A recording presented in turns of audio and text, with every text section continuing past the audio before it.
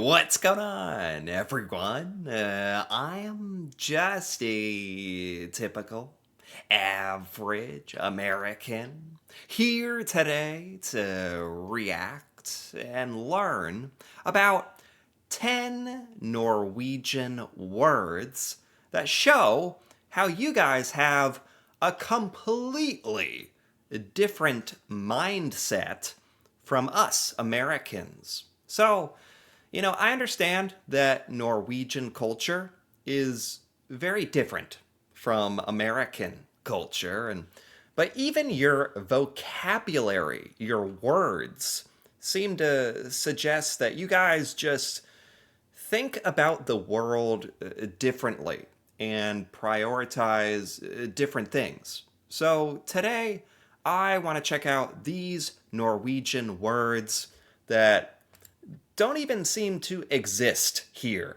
in the United States. So let's take a look. Starting with number one, Friluftsliv. Friluftsliv?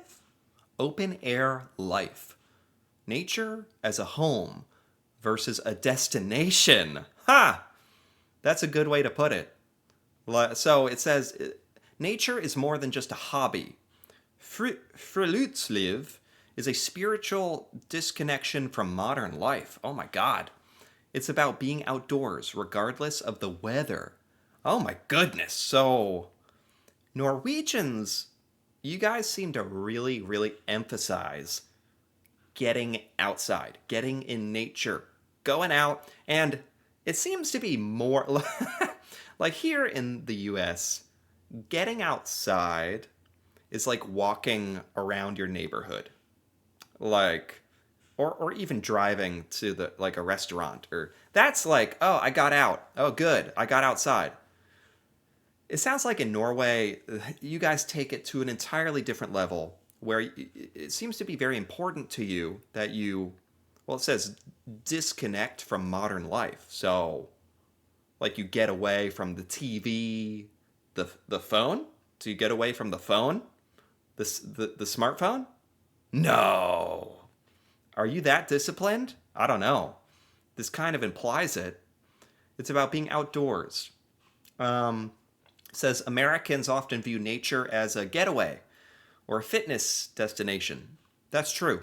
Like, for us, nature is it's not a part of us. It's foreign almost. It's like I'm going to go into nature and do something different. Like, oh, that'll be fun. Like, once a year, go try to go camping, which is really staying in a fancy cabin with water and electricity. But Norwegians view it as their true biological and physical home. I don't know how far you guys take this, but it sounds like you guys have such a deep connection with getting outdoors, being in nature. You guys really prioritize that, and I think I can see how that would make you happier, maybe reduce stress. Maybe there's more benefits that I don't even like know about. As an American, like for me, going to the park and like playing disc golf, that's getting outside. That's like, oh, I'm outside, and it's not like any like I know in Norway you guys hike and stuff and ski and like really get out there, which seems really cool, but very very different mindset from Americans. Like this is not like even the doctor doesn't tell you to get outside. It's just not viewed as important in the U.S. It's just like an afterthought. Like, oh, maybe I'll get out today. Huh. Number two, Allemansretten, the right to roam, public trust versus private property. This is the legal right for anyone to hike, camp, and forage on uncultivated land. Oh, wow. Regardless of ownership. It reflects a mindset of shared natural heritage. Wow.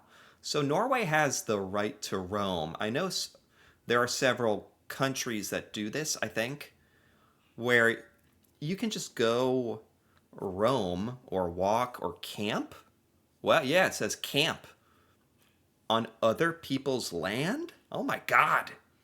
So it says this is a fundamental cultural clash with the American concept of no trespassing. Yeah, no kidding. And the sanctity of private land ownership. In America, there are a lot. We have a lot of rights to protect our land. A lot of rights to no trespassing. It's taken very seriously. People put up a lot of signs.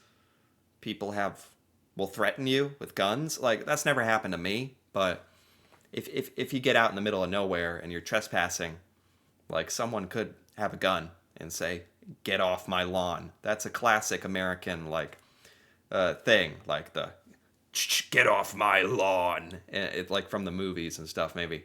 But yeah, there's a lot of truth to that. And I don't know this if Norway, you guys can just go on.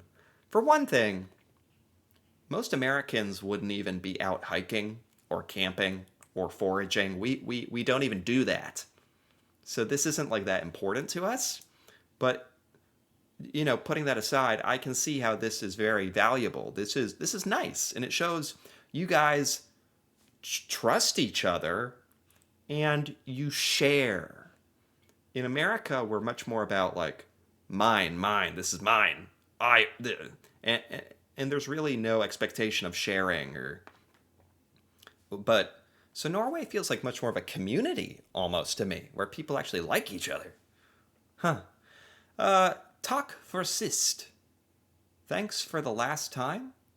A standard greeting used when meeting someone you know. It immediately anchors the conversation in your shared history. So it's a greeting in Norway. Takk for sist. Thank you for the last time? What does that mean exactly? American greetings are like, what's up? How's it going? Yeah. And are often casual and future oriented. This Norwegian phrase fosters lasting social accountability.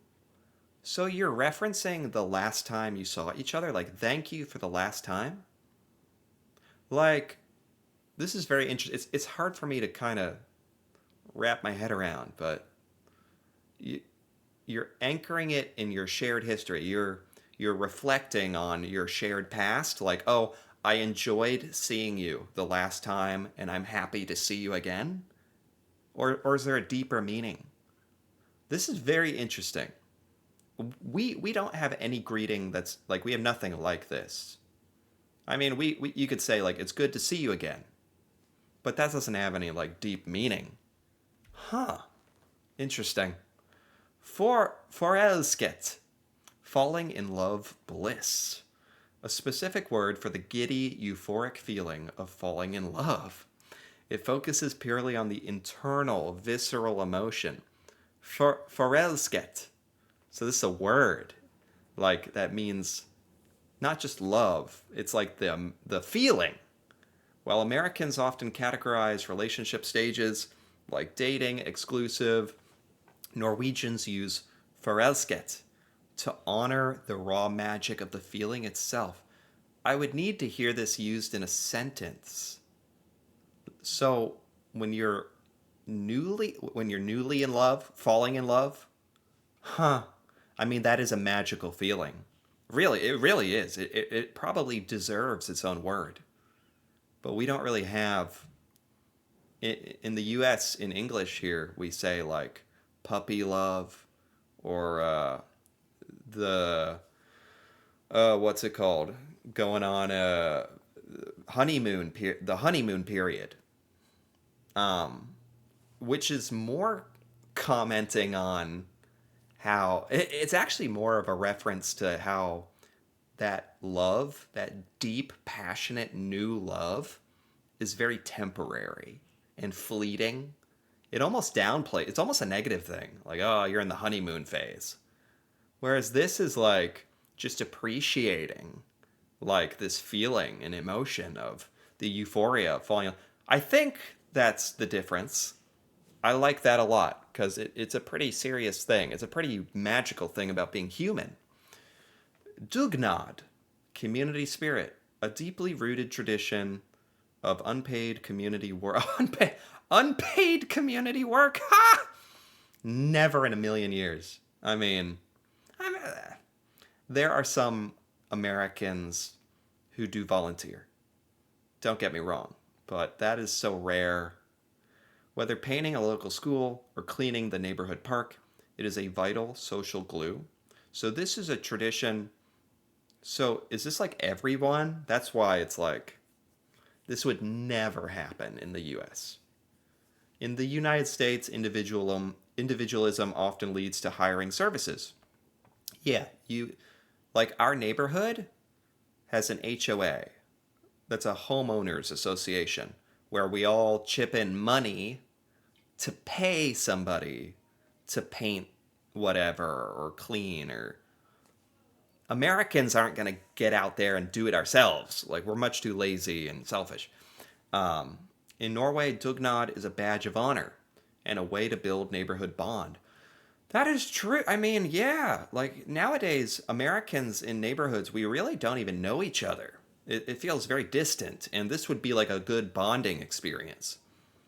This would be good. I mean, I would hate having to like take time to go do it, but I think I would appreciate it if we did do it.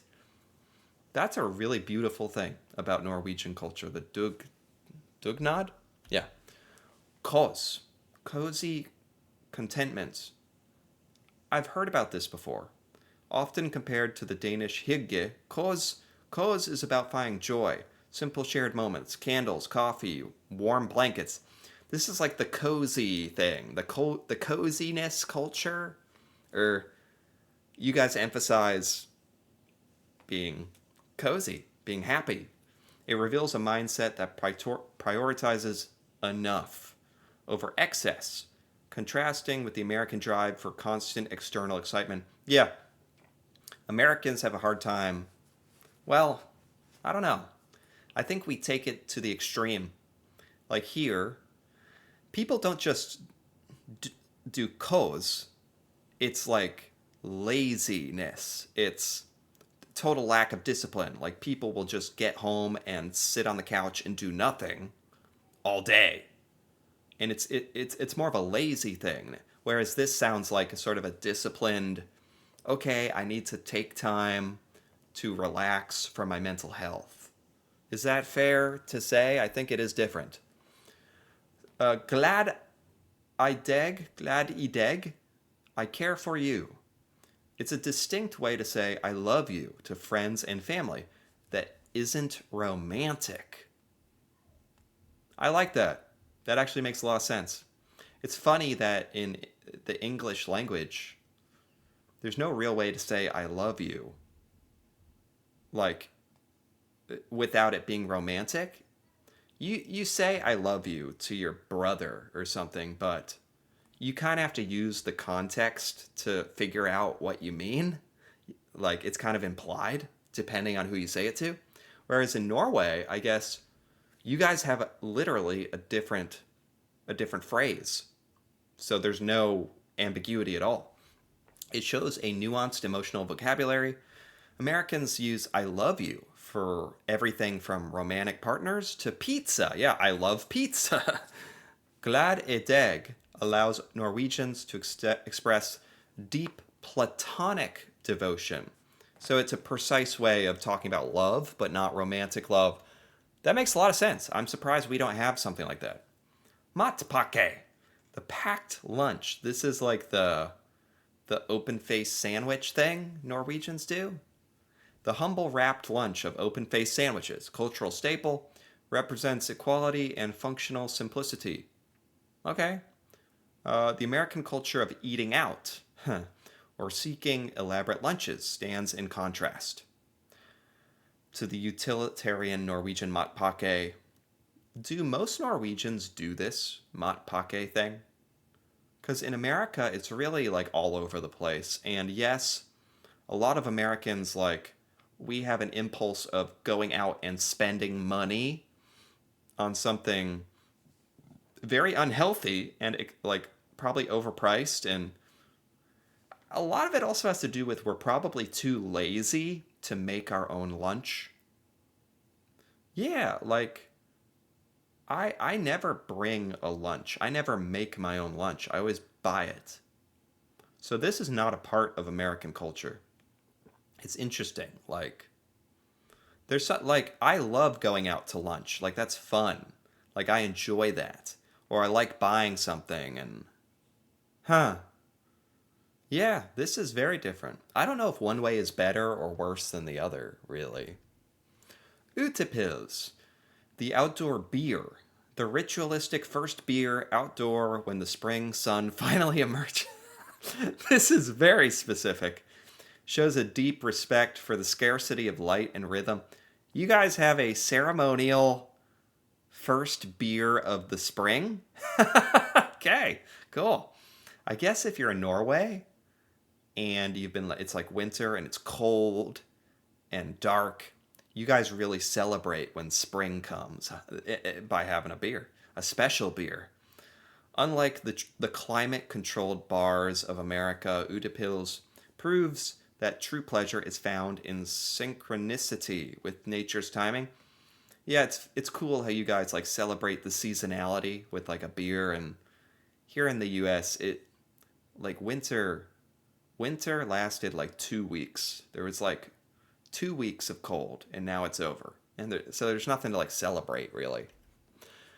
Janteloven. I've heard of this. The law of Jante in Norway. This is an unspoken social code, emphasizes collective well-being over individual success.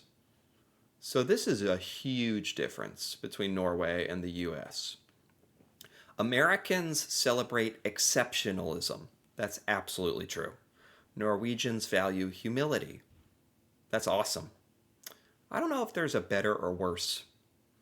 The principle in Norway is you are not better than us. Like everyone is the same. It's a society of high trust and less overt competition. You know, I am American, so I have mixed feelings about this. I see the value in this.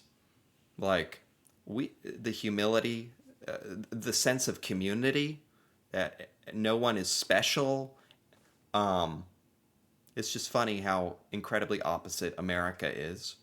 You want to be special here. You want to be better. We are all in a contest, a competition with each other. And I do think that creates certain advantages. Like certain competition like that certainly creates a lot of like great things from the competition. But everybody who loses suffers, which is horrible. Whereas in Norway, you've gotten rid of that. Everyone is on the same level. So everyone can kind of do their own thing. You can still like bring value, make more money, put in more effort, but everyone is like considered the same. Whereas in America, there are winners and losers, and people who are way in such a greater position than others. It's very unequal, which is obviously a problem, but it also fosters an environment for like America has a lot of great companies and businesses, and I guess this our culture is good for that. But a lot of people like aren't the winners, like, and they suffer. So yeah, I have mixed feelings about this. Anyway, this was fascinating. Norway is a fascinating place with so much value, so much we could learn and benefit from some of this Norwegian culture and these words. And this was really cool. And I learned a lot about Norway, I think. You guys have a lot of things we could really learn from. So anyway, if you enjoyed this, feel free to give this video a like or leave a comment with your thoughts on these 10 Norwegian words, and how different they are from American culture. And that'd be cool to hear about, especially if you're Norwegian and you understand this stuff. And if you're interested in more videos like this, me reacting to Norway and learning about Norwegian things I've never seen before, feel free to subscribe for more. And until then, thanks for watching and see you next time.